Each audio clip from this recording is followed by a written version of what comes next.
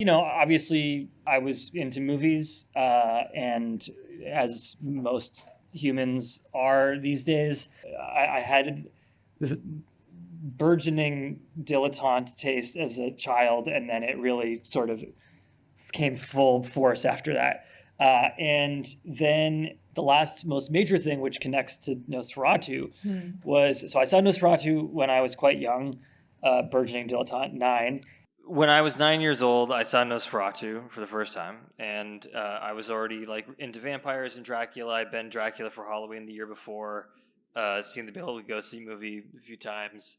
I saw a picture of Max Schreck in a book about vampires in the school library, and then my mom helped me track down a VHS, and I was just utterly mesmerized, like initially by Max Schreck's performance and this iconic makeup design that he designed himself. He just seemed like a vampire, and it felt real. But Nosferatu just really changed everything because the restored version of Murnau's vision that you can see today didn't exist. And watching the film on a VHS that was made from a poor 16 millimeter print, it was very degraded. But that was awesome because there was no artifice. The vampire seemed real. Max Schreck's performance was even more uncanny. In that way, the atmosphere was heightened, and it felt like something that was unearthed from the past. And the the word that gets overused by me and about me, but it seemed authentic, and that was exciting. Yeah, I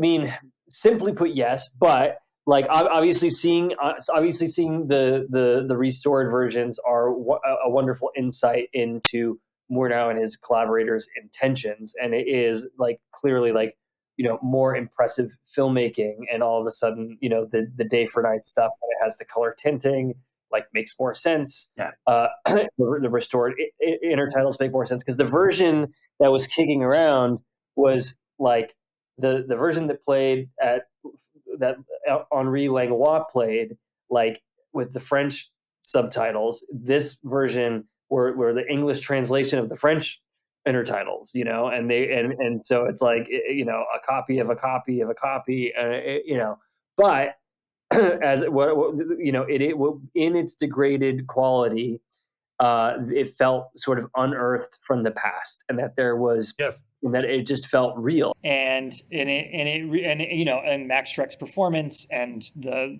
atmosphere of the film, and the fact that Murnau and his team turned it into this simple fairy tale, it was incredibly engaging to me. And there is in the Murnau film, the Van Helsing character is a guy named Bulwer who doesn't really do much. And I like the Van Helsing character, but I find that in the book he's a little too sweet for my taste. He's a little too wholesome. I like my vampire hunters to be a little bit more insane. And then something that kind of has stuck with me, until now, is also that Murnau and his collaborators took Stoker's novel and turned it into a simple enigmatic fairy tale. And it's that fairy tale inside of that stuffy novel that has made it last, and made it like one of the most mutable and often filmed and adapted stories ever.